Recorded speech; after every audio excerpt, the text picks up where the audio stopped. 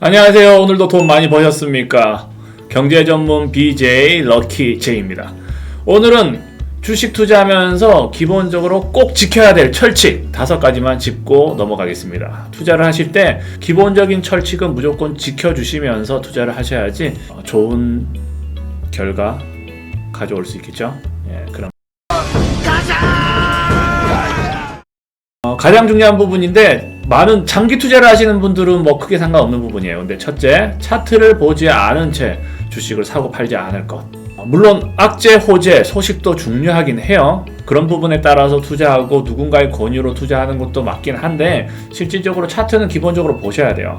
이 부분에서 해당되지 않은 부분은 있어요. 사실은 몇 년 이상 장기 투자를 할 경우라든지 뭐 노후 대비용으로 뭐 카카오 주식을 산다, 삼성전자 주식을 산다. 이 차트라는 게 장기적으로 볼 때는 의미가 없죠. 시간이 몇 년, 몇 달 후에는 또 새로운 차트가 또 만들어지고 차트선 뭐 저항선을 뚫고 나가고 지지선을 뚫고 내려오고 이런 부분이 크기 때문에 실질적으로 차트라는 게 큰 의미가 없지만 간단한 부분에 있어서는 꼭 차트를 보셔야 단기적으로 몇 달 앞을 내다본다든지 몇 주 앞을 내다볼 때는 차트가 큰 의미가 있습니다. 차트라는 게 과거를 분석하면서 과거 투자 심리라든지 저항선, 지지선 이런 부분에 있어서는 명확하게 나올 수 있는 부분이 있으니까 차트를 꼭 보셔야 된다는 점. 뭐 예를 들어서 코로나가 장기되는 부분 때문에 농심이라든지 유사 종목에 투자를 많이 하셨던 분들은 이제 오히려 다 물리면서 내려가기 시작한 부분이죠.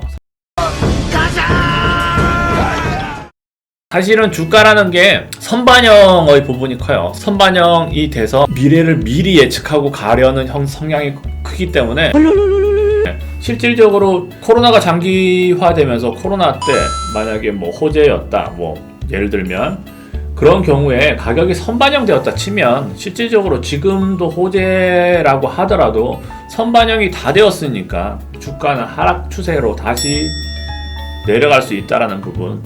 차트는 한번 확인을 해야 그 호재가 선반영이 이미 다 된 부분인지 아니면 앞으로 선반영이 될 부분인지까지 확인이 되겠죠. 차트를 보지 않은 채로 주식을 사고 팔지 말 것.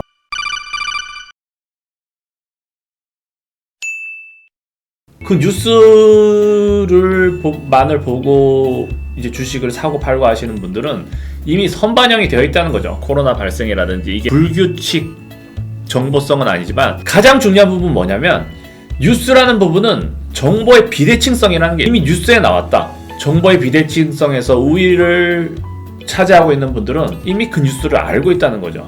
그러면 주가는 선반영 되어 있을 확률이 높고 오히려 그 뉴스를 이용해서 매도 물량, 이익 실현 물량이 더 많이 나올 확률이 높아요.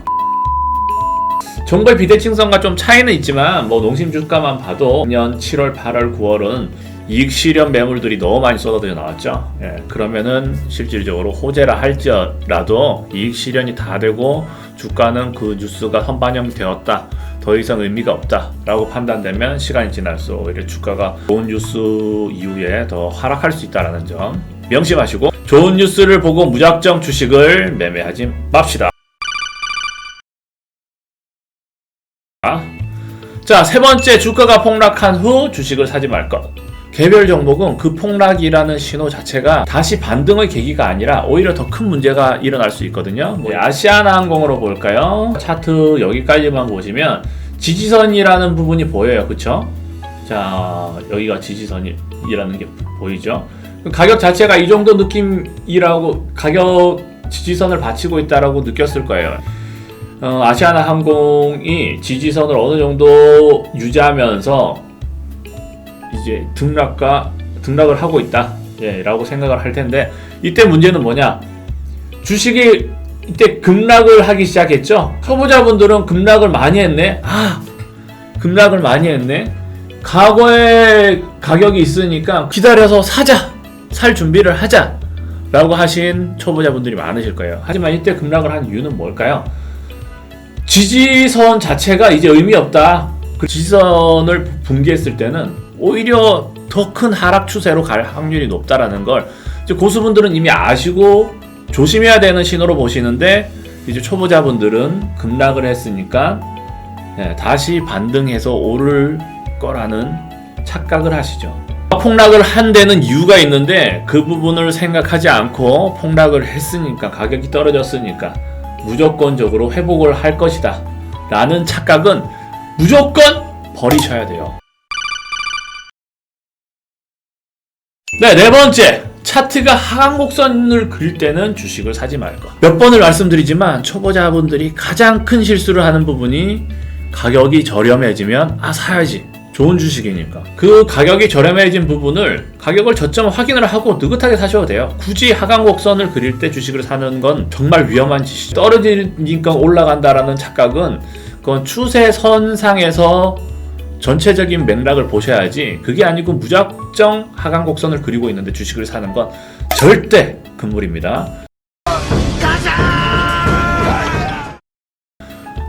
하나 차트를 어떤 걸 하나 보고 갈까요? 현대건설 한번 볼까요? 건설주 자, 현대건설을 보시면 추세를 보시면 이건 뭐 그래프를 읽지 못하는 분들도 다 아시죠? 추세 선상이 어떻다, 단기, 장기 할 것 없이 이동평균선이 지금 하강 곡선을 그리고 있죠. 여기서 만약에 주가 차트를 보신 분들, 차트를 읽을 줄 아는 초보분들이라도 착각을 하셨을 거예요. 여기에 속고 여기서 실수로 잡으신 분들도 있으시고, 이게 상승 전환, 바닥 다지기 후 상승 전환이라고 착각을 했을 수가 있어요. 문제는 뭐다? 추세를 안 보신 거죠. 이분들은 실수를 한 게.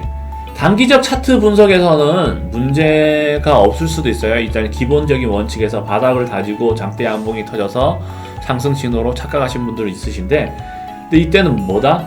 전체적인 추세를 안 보신 거죠. 전체적인 추세는 하락 추세였어요. 주가가 추세선상에서 계속 상승하지 않을 수 있다. 여기서 이미 확인이 되고 추세는 어떻다? 계속 하락을 하는 거죠. 한 번 더 큰 문제가 생기죠. 여기서 물렸다가 털었다가 손해보고 차트 자체가 하강 곡선이고 하락 추세일 때는 주식을 사는 걸 주의하셔야 된다. 자, 다섯 번째.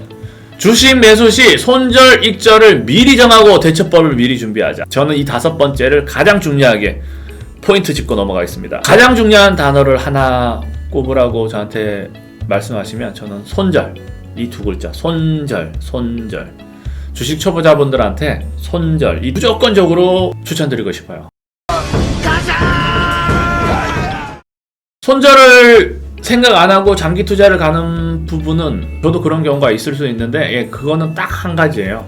뭐 삼성전자, 카카오라도 정말 우량한 주가 변동폭은 크지 않지만 정말 우량해서 장기적으로 내가 10년, 20년 투자를 하겠다라고 생각하시면 손절가를 뭐 굳이 보고 가시지 않으셔도 되는데, 지금 이 방송 보고 계신 대부분들은 그렇지 않잖아요. 투자하셔도 몇 년 사이 매도를 하실 거고 몇 달 만에 매도를 하실 거고. 자, 초보 투자자분들은 제일 중요한 부분, 손절.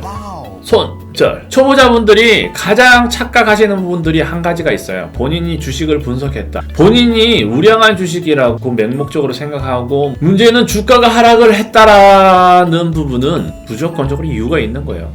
본인이 신이 아니잖아요. 단기 투자, 스윙 투자를 많이 하시는 나라의 뭐 상위 10위 안에 드시는 분들 항상 하시는 말이, 시장과 개별 종목을 본인들의 감을 믿지 않는다. 움직이는 그때그때 그 상황을 보면서 투자를 하셔야 돼요. 뭐 예를 들어서 여기를 지지선이라고 생각을 하고 가셨다 치면 어떻게 하셔야 됐어요? 이 선을 오히려 더 내려갔으면 가격이 싸진 게 아니죠. 그러면 여기를 뚫고 내려왔다는 뭐예요? 손절가를 여기서 정하고 오히려 문제가 되었다라고 판단을 하셔야 돼요. 지지선이 어디고 어디가 깨졌을 때 급하락으로 가고 하락 추세가 심해지는지, 어디가 깨졌을 때 급하락을 하는지 본인이 모르겠다, 판단이 안 선다, 그러면 증권 방송 보십시오. 주식 투자 전문 방송 보시고 뭐 이것저것 정보를 받으셔서, 웬만한 전문가분들은 알맞은 손절가 다 정해드리니 주식을 매입하는 순간 손절가를 확인을 하시고, 손절, 본인이 이익 실현은 어느 정도 하겠다, 익절가를 보시고 투자를 하시라고 무조건적으로 강조하고 싶습니다.